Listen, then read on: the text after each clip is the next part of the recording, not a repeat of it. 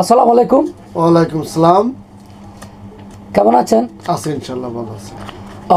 জনাব অ্যাডভোকেট সাইফুদ্দিন সাহেব, আসলে আজকে আমরা আপনার সাথে যুক্ত হওয়ার পিছনে অনেক কারণ রয়েছে, তাই আজকে আপনার সাথে সরাসরি যুক্ত হব আর কি। জি তো আমরা আজকে আপনার কাছে জানতে চাইব, এই যে মনে করেন আমরা পত্রপত্রিকায় দেখতে পাচ্ছি, বিভিন্ন সোশ্যাল মিডিয়ার মধ্যে আমরা দেখতে পাচ্ছি, ভারতের সেনাপ্রধান একটা হুঙ্কার দিয়েছিল গত 2 থেকে 3 দিন আগে, পাকিস্তানকে নাকি তাদের মানচিত্র থেকে মুছে ফেলা হবে। আসলে কি আদৌ তারা পারবে? জি, ধন্যবাদ আপনাকে এবং আপনার দর্শকদেরকে ধন্যবাদ এবং মোবারকবাদ জানাই। আপনি যে কথাটি বললেন যে পাকিস্তানকে বিশ্বের মানচিত্র থেকে মুছে দিবেন ভারত, একথা বলেছে ভারতের সেনাপ্রধান। ভারতের সেনাপ্রধান এই কথা বলার পরে ভারত, বাংলাদেশ, পাকিস্তান সহ সারা বিশ্বে এই ঘটনাটি অনলাইন মিডিয়া সহ সকল মিডিয়ায় আসছে। রাইট। ভারতের সেনাপ্রধান যে হুঙ্কার দিয়েছেন, আপনি সঠিকই বলছেন, যে বলছেন যে পাকিস্তানকে তার মানচিত্র মুছে দিবেন। এখন প্রশ্ন হচ্ছে, ভারতের সেনাপ্রধান কেন এই কথা বললেন এবং ভারত আদৌ পাকিস্তানকে তার মানচিত্র থেকে মুছে দিতে পারবেন কিনা, এটাই হচ্ছে বড় প্রশ্ন। এখন ভারত একটি স্বাধীন দেশ, পাকিস্তানও স্বাধীন দেশ।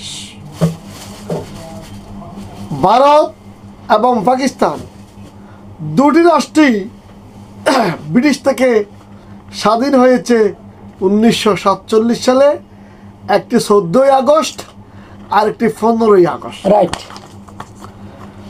এখন দুটি রাষ্ট্রই বর্তমানে পারমাণবিক শক্তিধর রাষ্ট্র। ভারতে পারমাণবিক শক্তিধর রাষ্ট্র, পাকিস্তানও তাই পারমাণবিক শক্তিধর রাষ্ট্র। তাহলে ভারত যদি মনে করে যে কোনো মুহূর্তে আমরা পাকিস্তানকে দখল করে ফেলবো বা মানচিত্র থেকে মুছে দেব, এটি নিয়ে আমাদের মধ্যে, সকলের মধ্যে জল্পনা কল্পনা, একটা খুবই চিন্তার বিষয়। এই কারণে যে আসলে দুটি পারমাণবিক শক্তিধর রাষ্ট্রের মধ্যে যদি সংঘাত সৃষ্টি হয়ে যায়, তাহলে কিন্তু এগুলো শুধু ভারত পাকিস্তানের মধ্যে সীমাবদ্ধ থাকবে না। কারণ পারমাণবিক অস্ত্র ব্যবহার হলে সেটির প্রতিক্রিয়া পার্শ্ববর্তী রাষ্ট্রগুলোতে ছড়িয়ে পড়বে। কারণ এগুলো খুবই ক্ষতিকর এবং পারমাণবিক অস্ত্রের ব্যবহার নিষিদ্ধ। কথা হচ্ছে, এখন ভারত যে বলছে, ভারতের সেনাপ্রধান বলতে, আর আমি আপনার মতো একটা ছোটখাটো বিষয় নাই। এটা ভারতের পশ্চিমবঙ্গের শুভেন্দ্র মুখার্জি বললে একটা কথা, বিজেপি নেতা। কারণ উনি অনেক কথা বলতে পারে, আমরা অনেক কথা বলতে পারি, কিন্তু একজন সেনাপ্রধান যখন কথা বলে, তাহলে বুঝতে হবে যে তিনি বিষয়টা দায়িত্ব নিয়ে বলছে। রাইট। এখন বাস্তবে যদি উনি পাকিস্তানকে তার মানচিত্র থেকে মুছে দিতে পারে, আমরাও ভারতকে ধন্যবাদ জানাবো। কেন ধন্যবাদ জানাবো? যে আপনি এত হুঙ্কার দিয়ে আমাদের বাংলাদেশেও ভারতপন্থী পাকিস্তানপন্থী মানুষ আছে, আচ্ছা, এদের মধ্যে ঝগড়া বিবাদ হয়ে যাচ্ছে। তা আপনি এত হুঙ্কার দখল করে ফেলেন না, দখল করে ফেলেন, একতন্ত্র হয়ে যাক, একতন্ত্র হোক বা দখল করে ফেললেন। আচ্ছা, কিন্তু প্রশ্ন হচ্ছে ওই জায়গায়, সেজন্যই বাংলাদেশের অনেক লোক রসিকতা বলে ভারত মুভি বানাতে এবং সিনেমা বানাতে বিশ্বের সেরা। হ্যাঁ, রাইট। এখন রাইট রাইট ভারত কি পাকিস্তানকে উড়িয়ে দিচ্ছে? এটা মুভি বানাবে না সিনেমা বানাবে, এই নিয়ে অনেকের প্রশ্ন তুলতেছে। না হলে ইতিপূর্বে ভারত এবং পাকিস্তানের মধ্যে একটা যুদ্ধ কিন্তু হয়েছে, কিছুদিন আগে একটা হয়েছে। ভারতের যে কাশ্মীরের একটা ঘটনাকে কেন্দ্র করে তাদের পর্যবেক্ষণকারী কতগুলো লোককে হত্যার বিষয় নিয়ে ভারত পাকিস্তানে কিন্তু হামলা করেছিল। এই হামলায় ভারত পাকিস্তান দুদেশে যুদ্ধে জড়িয়ে পড়ে। পাকিস্তান যুদ্ধ করে চায়না যুদ্ধ বিমান দিয়ে। ভারত কথিত মতে যে বিশ্ববাসীর যে অস্ত্র সম্পর্কে অভিজ্ঞ, এই সমস্ত লোকেরাই বলছে যে রাফায়েল বিমান, ফ্রান্সের তৈরি রাফায়েল বিমান এটি কিন্তু ইতিপূর্বে কোথাও ভূপাতিত হয়েছে এমন কোনো কথা নাই। রাফায়েল বিমান হচ্ছে যুদ্ধ বিমানগুলোর মধ্যে খুবই সেরা প্রকৃতির। ভারত এই রাফায়েল বিমান দিয়েই কিন্তু যুদ্ধ করেছে, রাফায়েল বিমান ব্যবহার করেছে কোথায়? পাকিস্তানে হামলা করার জন্য। এবং নেতৃত্ব দিয়েছে অত্যন্ত আরেকটি সুন্দর কথা,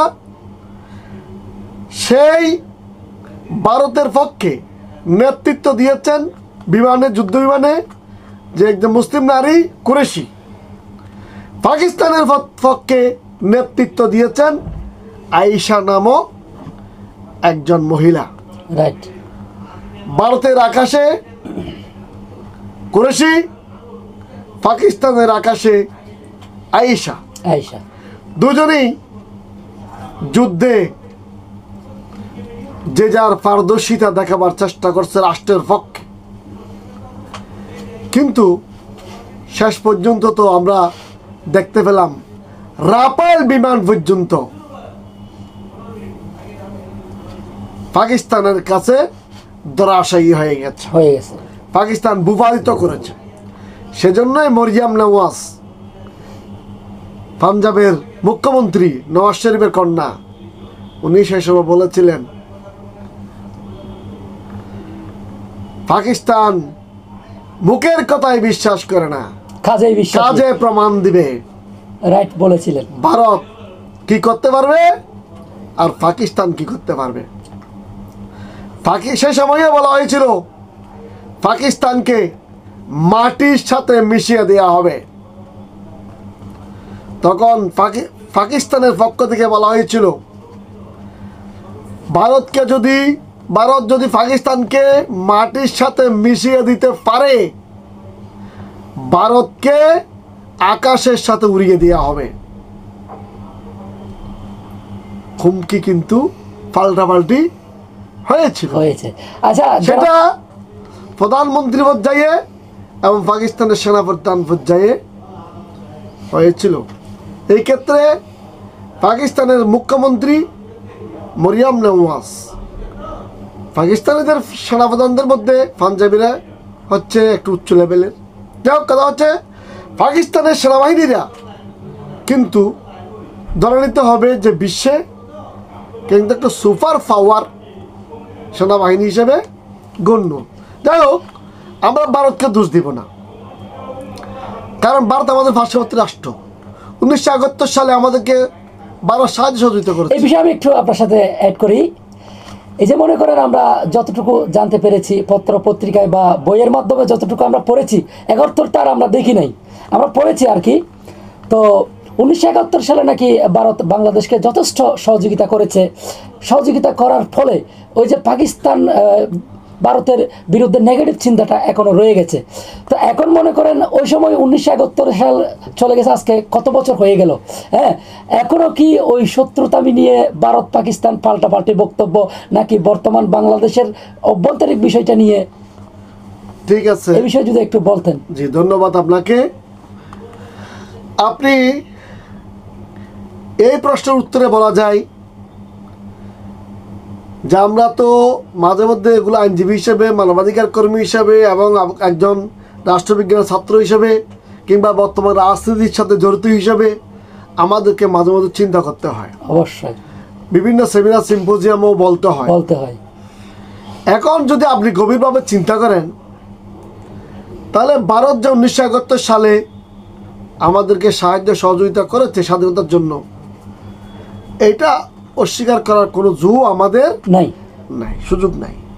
সে কারণেই বললাম, ভারতকে যদি পাকিস্তানকে কালকে উড়িয়ে দিতে পারে, কালকে দখল করে মানচিত্র থেকে কতল করে দিতে পারে, আমার কোনো আপত্তি থাকবে না। কারণ যেটা সম্ভব হবে না সেটা বলে ভারত পাকিস্তান উত্তেজনা তো কতজন করতেছেন যে বাংলাদেশের মধ্যেও ভারত পাকিস্তান পন্থী কিছু লোক আছে, এগুলোর মধ্যেও উত্তেজনা হচ্ছে, গ্রামে গঞ্জে মারামারি পর্যন্ত হচ্ছে। উত্তেজনা কি আমাদের দেশে ছড়িয়ে পড়ছে কিনা, ছড়িয়ে পড়ছে। সেজন্য বলতেছি, ধরেন আপনি যে কোয়েশ্চনটা করলেন যে বাংলাদেশের আভ্যন্তরীণ বিষয়ে ভারত বর্তমানে হস্তক্ষেপ করছে কি না, এই প্রশ্নটা এখন আসছে। কেননা শেখ হাসিনাকে আশ্রয় দেওয়ায় বর্তমান বাংলাদেশ সরকার বা বাংলাদেশের জনগণ মনে করতেছে যে ভারত বাংলাদেশের সাথে সম্পর্ক নয়, আওয়ামী লীগের সাথে সম্পর্ক করে। 2014 সালে, 2018 সালে, 2024 সালে অনেকে ভাবতেছে তিনটা নির্বাচনে যে ভারতেই সহযোগিতার কারণে এই অবৈধ নির্বাচনগুলো হতে পারছে এবং সরকার ক্ষমতায়, আওয়ামী লীগ ক্ষমতায় আসতে পারছে ছিল। আচ্ছা, আমি আর একটু অ্যাড করি। এই যে মনে করেন 3টা নির্বাচনে ভারত সহযোগিতা করেছিল, আচ্ছা ভারত থেকে কি এমনি উপর দিকে বা এমনি কথাবার্তার মাধ্যমে সহযোগিতা করেছিল, নাকি তাদের কাছ থেকে কোনো ধরনের আমরা এখানে এসেছে বা কেউ এসে সহযোগিতা করেছে? জি, 2014 সালের নির্বাচনে সরাসরি যে ভারত আওয়ামী লীগকে সহযোগিতা করছে, এটা দিয়ে কী হবে যে ভারতের স্বরাষ্ট্র উপদেষ্টা, স্বরাষ্ট্রমন্ত্রী এবং বাংলাদেশে নিযুক্ত ভারতীয় হাইকমিশনার উনি সরাসরি হস্তক্ষেপ করছেন। আচ্ছা, সরাসরি কী হবে, যখন জাতীয় পার্টি নির্বাচনে যেতে চায় নাই, জাতীয় পার্টির হোসেন মোহাম্মদ এরশাদকে অসুস্থ বানিয়ে মেডিকেলে ভর্তি করা হলো, পরবর্তী উনি বলছে যে আমি তো নির্বাচনে যাবো না। 2 থেকে 3 রকম কথা বলছিল, অনেক রকমের এটা আমাদের কাছে লাস্টে নির্বাচন করতে বাধ্য করে এবং 154 জন এই নির্বাচনে গেছে, এগুলো সবাই জানেন। যাক, আমরা ভারত পাকিস্তান তাকে আপাতত কথা হচ্ছে এই নির্বাচনগুলো যে ভারত যে অনেকটা হস্তক্ষেপ করেছে সেটা স্বীকৃত, এটা বহির্বিশ্বও জানে। এমনকি ইউরোপীয় ইউনিয়ন থেকে যখন বাংলাদেশকে ডেমোক্রেসিয়াল স্টেট হিসেবে ডেমোক্রেসি ডেভেলপ করার জন্য, যে একটা গণতান্ত্রিক পক্ষে নির্বাচন করার জন্য সরকারকে বলা হয়েছিল, তখন সেখানেও ভারত বলছিল যে এটা আমার পার্শ্ববর্তী রাষ্ট্র, এটাকে আমি দেখব। যাই হোক, ভারত বাংলাদেশ সম্পর্কটা আমার দৃষ্টিতে খারাপ না। কারণ এই জন্য যে আমরা কোনো ভারতের দালাল না, পাকিস্তানের কোনো দালাল না। যদি দালাল বলতে হয় আমাদেরকে বাংলাদেশের দালাল বলে, কারণ আমরা বাংলাদেশের পক্ষে কথা বলছি, আমরা বাংলাদেশের কথা বলছি। 1971 সালে স্বাধীন হয়ে যাচ্ছে, আজ থেকে অনেক বছর, 50 বছরের উপরে হয়ে গেছে। এখন আমাদের জন্য যে ভারত পাকিস্তান যুদ্ধ লাগতেছে এমন কোনো কথা হতে পারে না, না। হয়তো তাদেরও ব্যক্তিগত তাদের বিষয়ে তারা যুদ্ধ করতেছে, তারা কাশ্মীর নিয়ে সমস্যা আছে।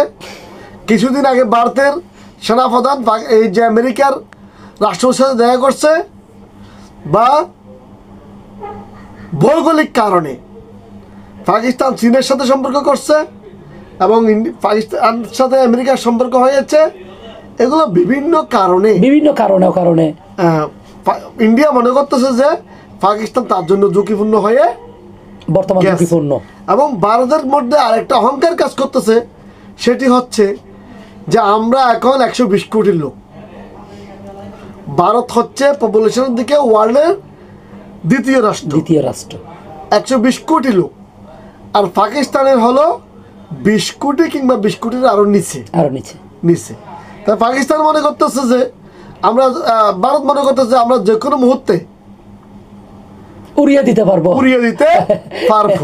কিন্তু আসলে যদি পাকিস্তানকে যদি ভারত উড়িয়ে দিতে পারতো, তাহলে গত যে যুদ্ধটা হয়েছে কিছুদিন আগে যেটা হয়েছে, সেখানে কিন্তু ভারত সর্বাপেক্ষা শক্তিশালী যুদ্ধ বিমান ব্যবহার করছে। হ্যাঁ। সেজন্য পাকিস্তান নাকি ফ্রান্সকে দোষারোপ করছে যে আপনি তো আমাকে টাকা বেশ দিয়ে যে রাফায়েল বিমান দিয়েছেন, সেই রাফায়েল বিমান তো বিবাহিত হয়ে গেছে। তখন পাকিস্তানের পক্ষ থেকে, ফ্রান্সের পক্ষ থেকে নাকি বলা হয়েছে যে নাচতে না জানলে উঠান তো বাঁকা হবে, কারণ আপনার দেশে রাফায়েল বিমান উড়ানোর মতো যোগ্যতা সম্পন্ন সেনাবাহিনীর প্রয়োজন। এবং আমি অস্ত্র দিলে তো হবে না। আপনি আমেরিকা থেকে, রাশিয়া থেকে অস্ত্র কিনলেন, আপনি অস্ত্র যদি চালাইতে না জানেন। আমি অ্যাডভোকেট সাইফুদ্দিন সিদ্দিকী, আমি এখন অ্যাডভোকেট, আইনজীবী, আমি আইন নিয়ে গবেষণা করি, আইন নিয়ে কাজ করি। আমি তো আর পুলিশের ভূমিকায় নাই। পুলিশ তো অস্ত্র চালাতে জানে, AK-44 বা AK-45 যেটা যেও বলে, যে অস্ত্রগুলো ওনার নাম জানে বা ওনারা চালাতে জানে, আমরা জানবো না। আমি একসময় BNCC ট্রেনিং দিতে গিয়ে আমাদের চট্টগ্রাম কলেজে, ওখানে কিছু টুকটাক ট্রেনিং হয়। এগুলা বিভিন্ন সময়ে যখন রাষ্ট্রের যুদ্ধ জড়িয়ে পড়ে, তখন বেসামরিক লোক থেকে কিছু লোককে যুদ্ধে নিয়োগ দেওয়া হয়। সেখানে আমরা তখন টকবকে যুবক ছিলাম। আমরা অ্যাডভোকেট হিসেবে আসার আগে আমরা তো বিভিন্ন পরীক্ষা দিয়েছি। পুলিশের কনস্টেবলের পরীক্ষা দিয়ে, SI পদের পরীক্ষা দিয়েছি, সেনাবাহিনীতে যাওয়ার জন্য পরীক্ষা দিয়েছি, BCS 2বার পরীক্ষা দিয়েছি। কথা হচ্ছে BNCC পরীক্ষা দিতে গিয়ে আমাদেরকেও একবার অস্ত্র চালাবার জন্য দেওয়া হয়েছিল ওই রাইফেল। এগুলো তো শর্টকাট। আমি স্টিকার টান দিতে গিয়ে আমার আঙ্গুলটা ওখানে আটকে গেছে। তাহলে কারণটা কি? আমি ট্রেনিং প্রাপ্ত না, আমি ট্রেনিং দিতে গেছি মতন। বুঝছেন? আমাদের তাহলে অস্ত্র আমাকে দিলে কি হবে? আমি তো অস্ত্র চালাতে জানি না। তখন আমি চিন্তা করলাম, বাবারে এগুলো আমার দ্বারা হবে না। আমি এই পুলিশ বাহিনীতে, আর্মি বাহিনীতে যাবো না, চাকরি করতে পারবো না। প্রথম দিনেই আমার আঙ্গুল বাঁকা হয়ে গেছে। এখন যদি ফ্রান্স কিন্তু ওইভাবেই কথাটা বলছে যে অস্ত্র দিলে হবে না, অস্ত্র চালাইবার মতো শক্তি, সামর্থ্য, যোগ্যতা সম্পন্ন লোক আপনার থাকতে হবে। ফ্রান্সের অস্ত্র হচ্ছে যে তুলনামূলকভাবে অন্যান্য দেশের থেকে শক্তিশালী, অত্যাধুনিক। তাহলে সেই বিমান উড়িয়েছে ভারতীয় পাইলটরা, বিমান বাহিনীর পাইলটরা, সেগুলো প্রভাবিত করে ফেলছে কে?